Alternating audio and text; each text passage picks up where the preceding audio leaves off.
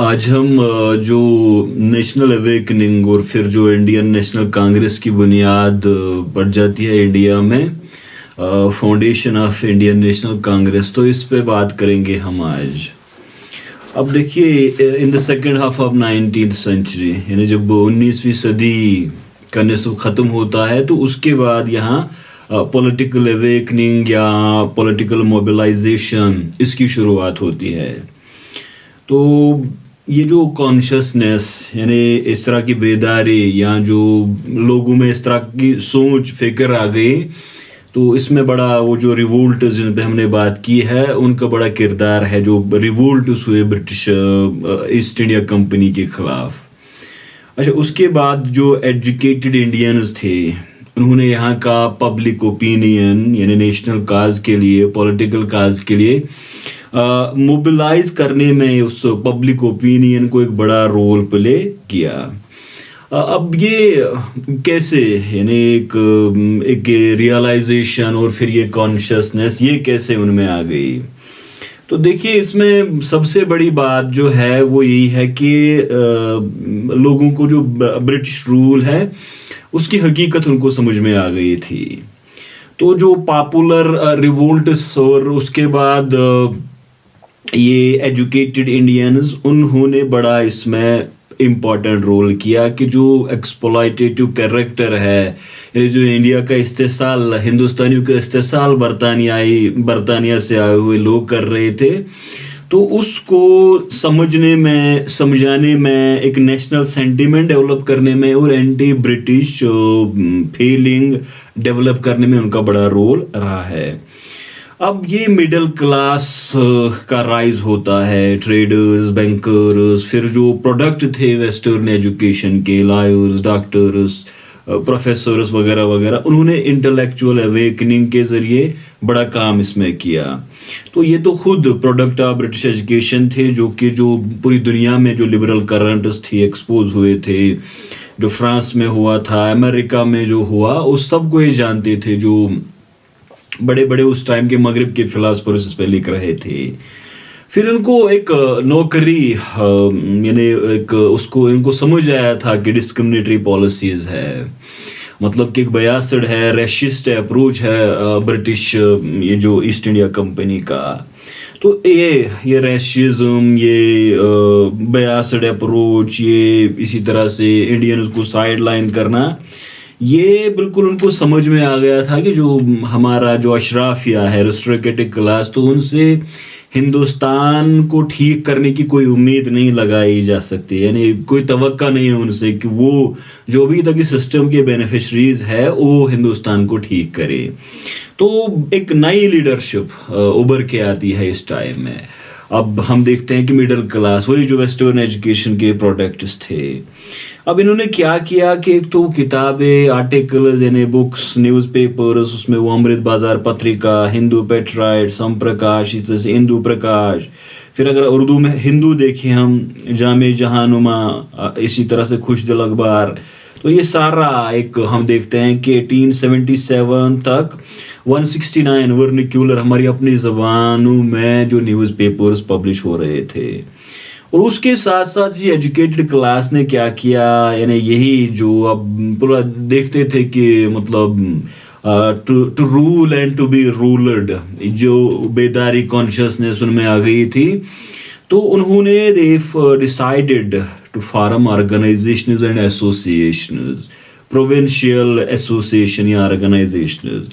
तो ये बंगाल, मद्रास और जो बॉम्बे है, महाराष्ट्र, उसमें ये बनी।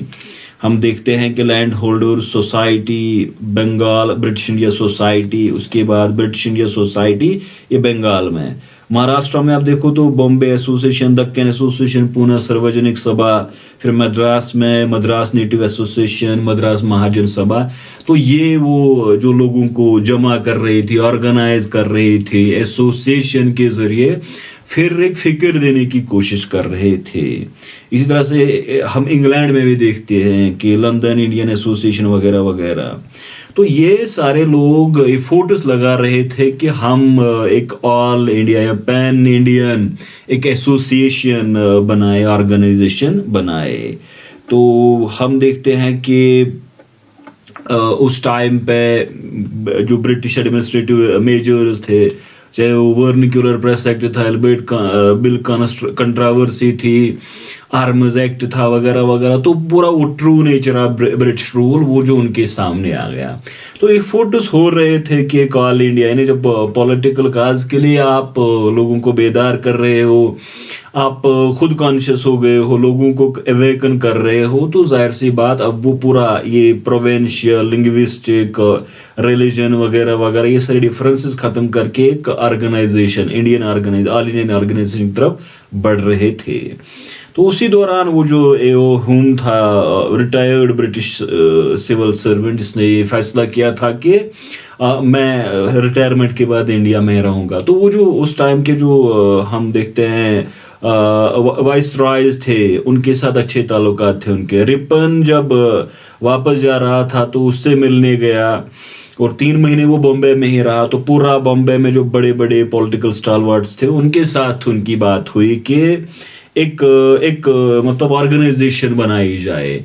हम देखते हैं कि वो ये कहता था कि एक जो एजुकेटेड इंडिया में जो एजुकेटेड एक क्लास है, एक रियलिटी है, और इसको अब एक रियलिटी की तरह, एक पॉलिटिकल रियलिटी समझना है कि ये बिल्कुल ये डेवलप हो गया, ग्रो हो गया इंडिया में एजुकेटेड क्लास, तो इसको मान लेना चाहिए।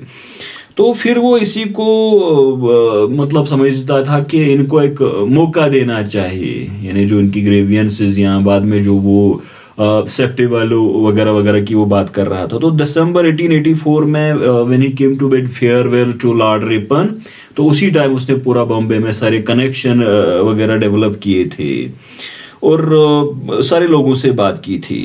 अब मार्च 1885 में ये डिसाइड हुआ था कि there shall be a conference of Indian National Union, जो पहले कांग्रेस का, बाद में इंडियन नेशनल कांग्रेस बना, पहले इंडियन नेशनल कांग्रेस था।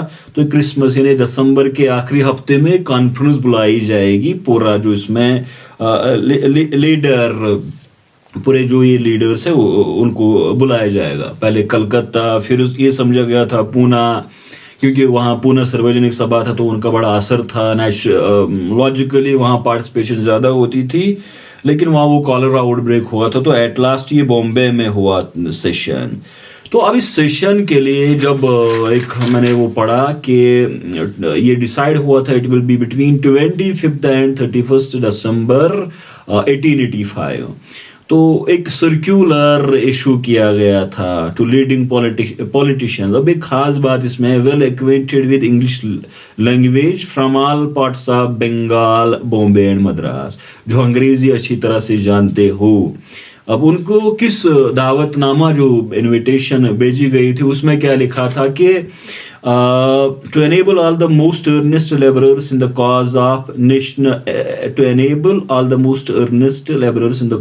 national progress to become personally known to each other, यानी वो एक दूसरे को जाने। अब दूसरा क्या था कि एक डिस्कशन हो पॉलिटिकल ऑपरेशंस, यानी जो आगे हम जिस पॉलिटिकल इश्यूज पे बात करेंगे, तो इन चीज़ों के लिए उनको बुलाया गया। एट लास्ट ये बॉम्बे में हुआ 28 दिसंबर 1885। उसको कहते हैं गोकुल दास तेजपाल संस्कृत कॉलेज।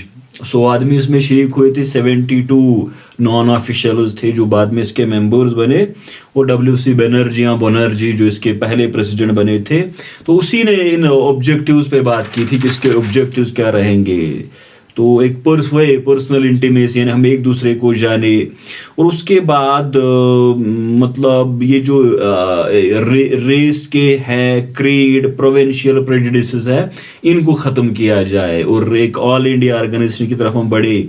उसके बाद ये था कि जो मतलब जो pressing social questions of the day, इनके लिए लोगों को तैयार करे, और ये जो लीडर्स है, और इसी तरह से जो मतलब आइंदा 12 महीनों में जो हमें काम करना है उसके लिए एक रोड मैप तैयार किया जाए। ये जाके वहाँ मतलब डिस्कस हुआ था, ऑब्जेक्टिव्स जो बनर्जी साहब ने डिस्कस किए थे प्रेसिडेंशियल एड्रेस में। अच्छा, अगर हम इसमें कंपोजिशन देखें, बड़ा अहम है हमारे लिए, तो हम देखते हैं कि जो 72 मेंबर्स थे उनमें अक्सरियत 39 लायर्स, यानी आप समझिए कि पूरा जो मेजॉरिटी थी वो वकील जो थे लीगल प्रोफेशन से।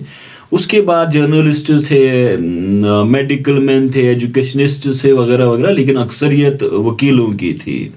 लेकिन जो बड़े वो जमींदार राजा महाराजा वो या आम लोग भी इसमें शरीक नहीं हुए थे।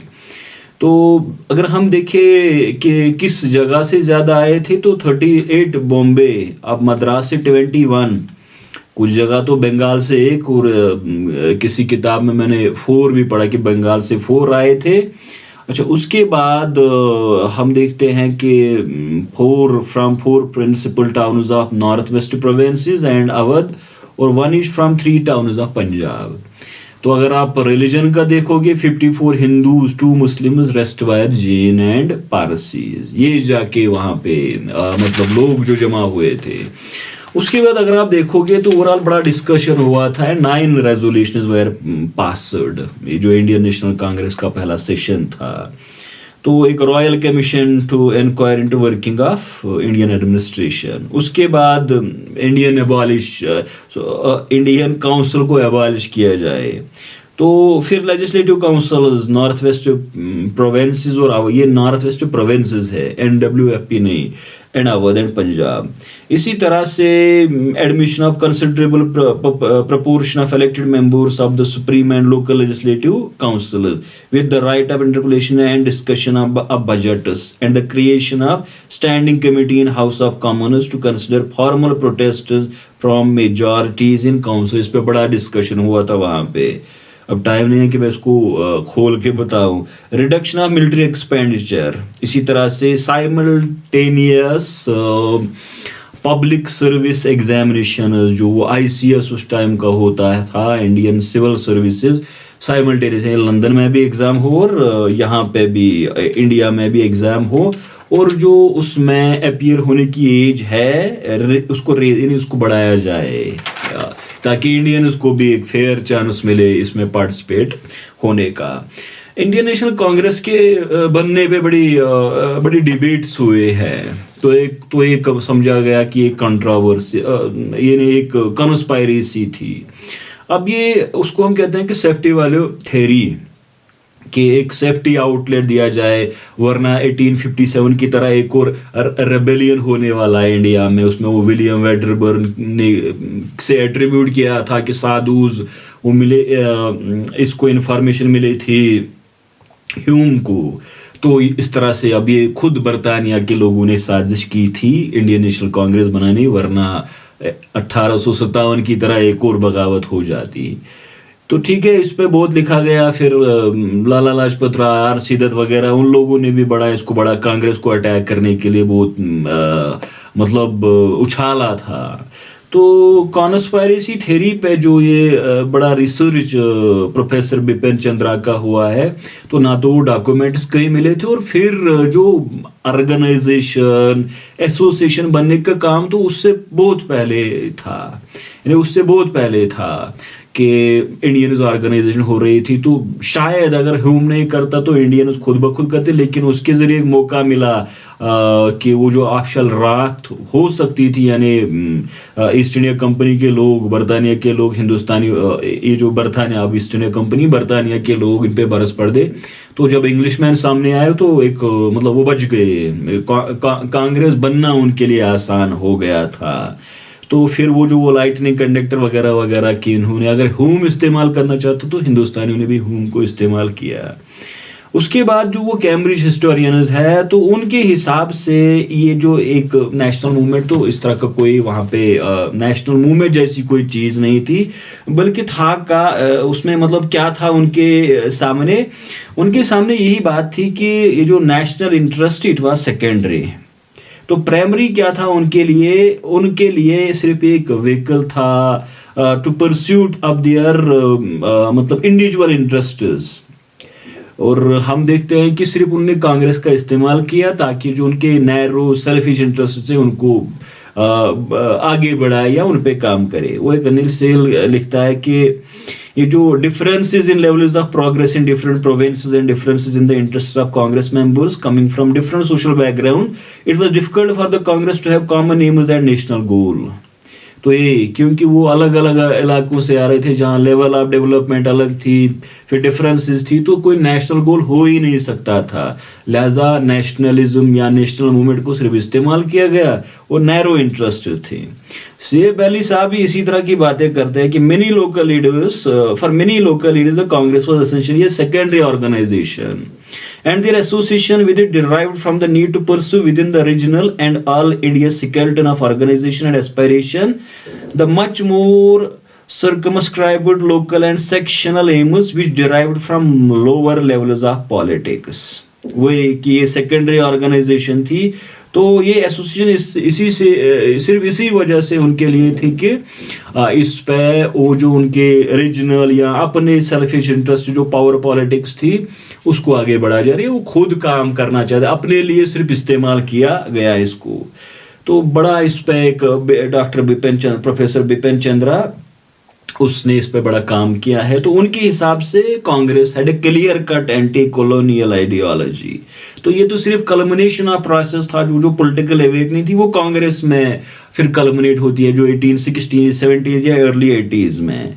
मतलब ये जो struggle against colonialism it was with in the spirit of nationalism and intellectuals helped in arousing the inherent instinctive nascent anti-colonial consciousness of the masses।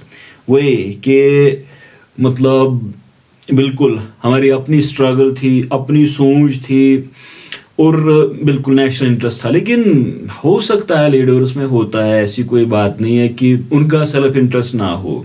लेकिन जो बाद में हम नेशनल मूवमेंट को देखते हैं और फिर हम देखते हैं कि नेशनल काज के लिए जब आप उसकी लेगेसी पढ़ोगे, फिर वो जो कॉन्स्टिट्यूशन में मैनिफेस्टो होता, तो उस वजह से कोई ऐसी बात भी नहीं थी।